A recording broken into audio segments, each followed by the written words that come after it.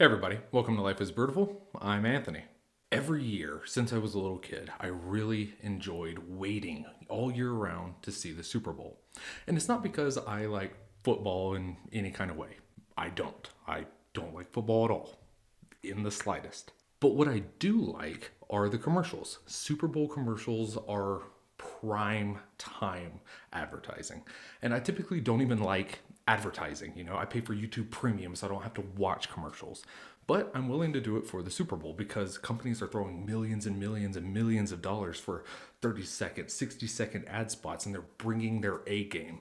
Whatever message they really want to deliver, they deliver. Whatever type of impact, usually comical, they're going for that to get that brand recognition that the millions and millions of eyes that are going to be watching the Super Bowl bring. And ever since I was a little kid, I always thought the beer commercials were the best. Ever since like the dawn of the Budweiser frogs, I was like, the beer commercials are the funniest commercials in the Super Bowl. So if like Super Bowl commercials are like A tier, Super Bowl beer commercials are S tier. I mean, they're the best of the best that advertising has to offer. And I was particularly excited for this year's Super Bowl because Kendrick Lamar was going to be playing at the halftime show. And a little fun fact about me, I am obsessed with rap beefs. I hate you like I'm young. I love rap beef. I'm always really deep into the lore. So I was like, this is going to be amazing. Great commercials plus an awesome super time. And there was going to be so many people watching because of the insane amount of attention that the Kendrick Lamar Drake beef brought to it, Ooh, this is bigger than the music. So I was like, advertisers are going to be bringing the absolute best. If we were already seeing S tier beer Super Bowl commercials, prepare for S plus, right? That was not the case. In fact, it was incredibly boring. I was greatly underwhelmed. Your cell phone's doing that. Oh, they're out back. Oh, they're out back? Yeah, they're out back. All right. To add to my frustration, a couple years back, I started posting the Super Bowl beer commercials to this channel for posterity's sakes. I think they're an incredibly important part of the industry and the industry history. And I started providing analysis to accompany those videos because I think they are a great indicator of where the beer industry is heading, what is coming, in the future. Like I said, these brands are paying millions and millions and millions of dollars to put forth their best foot, really showcase who they are, where they're going as a brand. And again, I found myself kind of conflicted. I was not able to provide any analysis to this year's Super Bowl beer commercials because they were just so lackluster. Now, don't get me wrong, I did see some comments where people are like, I liked this commercial. This was definitely the best commercial, stuff like that. I'm not saying that they were bad commercials. I was just saying they were so uninteresting that I really had a hard time extrapolating any type of information from them. Like watching these, I was like, I have no clue where the industry is heading. What is coming towards us? In previous years, we saw Budweiser take shots at craft breweries. We saw them take shots at big beer industries, because craft beer was on the rise. They wanted to knock them down a peg. Competition was too strong, so they had to knock down their, main competitors, smack them down in every direction. And in previous years, we started seeing the emergence of craft breweries in the Super Bowl. Sam Adams had one, Shiner had one, Goose Island had one. For almost 10 years, there's been a speckling of craft brewery beer commercials in the Super Bowl. We didn't get any of that this year. There was no conflict, which is surprising because that is what Budweiser and want to do. There was no craft brewery commercials. It was just all the big brands. And they didn't do anything particularly interesting. Yeah, you're going to have your Bud Light, celebrity party commercial. You're going to have your Budweiser Clydesdale. But even like Michelob and Coors, and they just were like, hey, here's some celebrities, let me throw them at you. Isn't that entertaining? Celebrities, you know those people, and they drink our beer. The point being is that I was about to not even post an analysis video. I just could not gain anything insightful from these commercials. And then I started thinking, maybe that is the analysis. Let me explain. So sometimes when you're doing data analysis, comparative analysis, predictive analysis, you start getting all these, numbers and figures and facts and whatever, and you start putting together a puzzle, but you notice a piece of that puzzle is missing. And you have to, one, figure out what that missing puzzle piece indicates, but two, you have to figure out why is it missing. So that was the approach I really started taking to looking at these commercials. And what I came to my conclusion is that maybe beer is dying. Okay, so it's a known fact that over the past 10 or so years, maybe even longer, beer sales have been on a decline. That hasn't really been a huge problem for craft beer people since craft beer has been on a rise, reaching up and kind of matching them at that peak point, Never quite hitting the same sales numbers as the big breweries, but, they were still year after year getting higher and higher and higher. And there was actually a point in time where people were like, it's only going to be a matter of time before craft beer sales as a whole are on par with the big breweries. And in recent years, we've started seeing that is maybe not true. We started seeing a gradual decline post-COVID, and it has just gotten more and more aggressive in craft beer shrinkages, legacy craft beer brands closing, and then just craft breweries as a whole across the world, really, starting to falter, starting to reduce and kind of consolidate their approach to the industry. It's just shrinking on all scales. So if craft beer is on a decline, big beer is on a decline, why would these big breweries spend millions and millions and millions of dollars to just be kind of average? So I started looking at other historical trends. And one thing that really kind of just kept bouncing around in my skull was when we looked at the post-World War II beer industry, there was a ton of competition. And at one point in time, we started seeing like kind of a reemergence from the Prohibition era where breweries were starting to take some risks. They were making like Bock beers and they were making like innovative styles and new ingredients, stuff like that. And it was interesting. It was fun. And then the market became oversaturated to the point where the only way that brands were really going to pull ahead was if they kind of, instead of like really narrowing in on a customer base, they started widening their approach. And that was the mass homogenization of American beer. If you've ever heard people be like, especially foreigners say like, American beer is all, piss water and whatever, that largely stems from that damn near 50-year period, maybe longer, where like American beer was kind of defined by like less flavor, less alcohol, less taste. It was just kind of boring.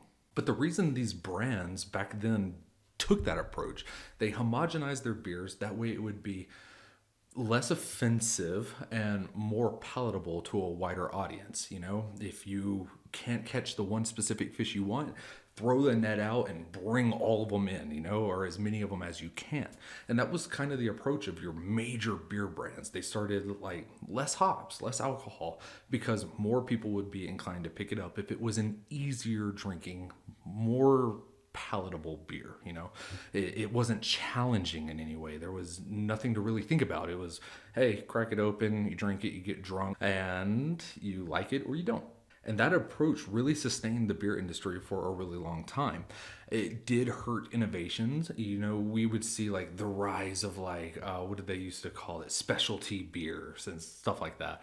But then it started fading away because, markets became more tough, more difficult to navigate. And those specialty beer brands, which were the forebearers of craft beer, they faded away into existence. And we went back to simple, plain, homogenized. Introduced the light beer. It's even more homogenized now, That was the approach. So when I was thinking about these commercials, I was like, okay, they're non-challenging, they're easily digestible, there's nothing really to think about. It really became a kind of pissing match between like, oh, I recognize that celebrity. Post Malone and Shane Gillis, that's what the young folk like. I'm a young folk, let me drink Bud Light.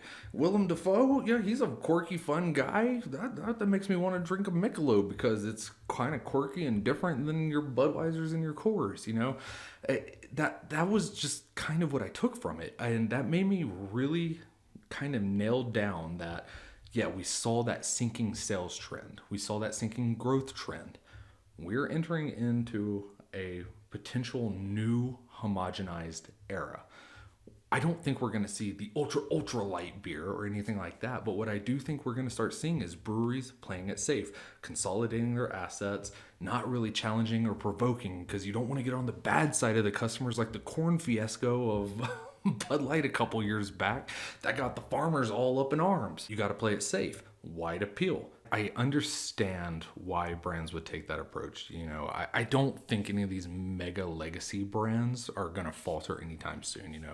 They are just kind of too big to really fail at this point. We might see some consolidation of some of their smaller brands underneath their bigger portfolio, but just the absolute advertence to taking risks, to doing something interesting, engaging, something worth talking about, it's kind of jarring how rapidly went from like, you use corn, meh, to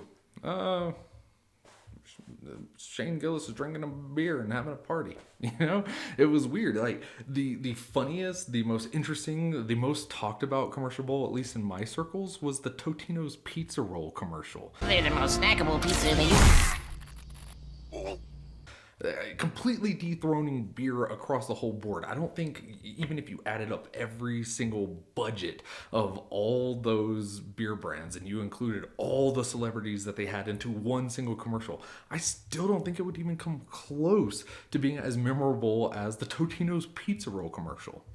Now, to be fair, that commercial did star Tim Robinson, and I'm a huge Tim Robinson fan. I love I Think You Should Leave and the Detroiters. Still, like, to have nothing to talk about beer advertising wise at the Super Bowl, it's just kind of sad. If we do take the sales and the growth numbers and we combine it with the incredibly boring and lackluster Super Bowl beer advertising commercials, we put those together and we come to the same conclusion that I did, that beer is just kind of dying, right? What do we really do about that? If you are in the industry, I don't really have any advice for you. I'm not in the industry. I don't know. I can't really help you. But as a consumer, I want to tell you about another advertisement that I saw when I was like 12. I used to be a huge skateboarder, loved to skateboard all the time. That was like my reason for existing, right? I loved to skateboard.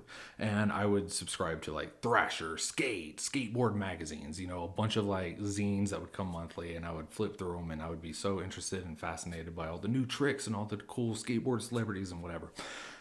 I came across one, and I really wish I knew which magazine this was in, because I would frame this like full page advertisement on my wall. But it was a skateboard, and it was like broken, so it was all jagged, and it was like stuck in the ground like a tombstone, right?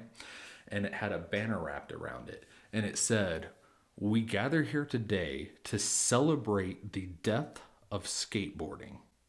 And it said nothing else. And I remember as a kid, I was like, why would we celebrate that? And why would you run this advertisement in a skateboard magazine? That is your customer base. Your customer base is people who like skateboarding. Why would you want to celebrate its death? And it took me a really long time to really kind of understand and appreciate it. They were celebrating the death of skateboarding because the mass commercialization, the mass industry adoption and overgrowth and expanse and everything, it took away from what the true core essence of skateboarding was. There was too many posers, walking around in their etnies and, their element shirts and whatever, right? It became popular. It became trendy. It lost the essence of the rebelliousness, the adventurousness, the boundary pushing athleticism that skateboarding was trying to hold true to its core. And while I was going through thinking about this analysis, I thought about that advertisement. And as a consumer of craft beer, as somebody who loves it, who, supplements their income off of craft beer, I can't argue with that point. I think there is a beautiful morning that we as an industry kind of need to accept and embrace. Craft beer and the beer industry as a whole is kind of dying, but maybe that's a good thing. The idealist in me wants to say that when we start seeing all these craft breweries falter, shutter, close down, we're going to see a consolidation of the best in theory, right? And those beer brands will hold true to the essence of innovation, to quality, to making fantastic quality products to feed the diehards. The realist in me, I don't think we're going to see that, because much like these Super Bowl commercials, we started seeing huge brands start putting out, pilsners. Like, think about Stone. One, they did kind of sell out against their whole corporate ethos a while back, but there was a point in time where all their bottles were like, we say no to fizzy yellow water and we say yeah to adventurous, aggressive, in your face beer. And then, a couple years back, they're like, and here's our Pilsner, please buy our beers. Do you want a Pilsner? And I'm not saying chasing trends is a bad thing. I just think that, and again, nothing against the Pilsner either, because I think that is one of the most fascinating and difficult to master beer styles on this planet. But the point I'm trying to get at is, I think the realistic expectation is that a lot of these craft breweries are going to start, much like these commercials, start playing it safe, start mass marketing the best, easiest drinking beers. I worry that we're going to see a consolidation within the craft beer industry. Even if that does happen, I still think there will be some of those idealist diehards that are pumping out the craziest spice barrel-aged barley wines and new innovative styles like the Crisdale, things like that. But I don't know. I'm kind of at a loss still. As I've mulled this over in my head and thought about it, I'm still kind of at a loss. Do we celebrate the death as indicated by these commercials? Or do we brace for impact and just really hope that the thing we love doesn't fade into existence like it has in the past with the death of the specialty beer market, or the 1996 graduating craft beer class mass failure? Both of those points, we saw great consolidation, great homogenization, great die off in our industry that set it back decades, literally. All I know is that when I watch these commercials, it does not spell good for the beer industry as a whole. And always, the big dogs on top are always going to come out largely unscathed. But it's the small, innovative craft breweries that are going to start feeling the hurt.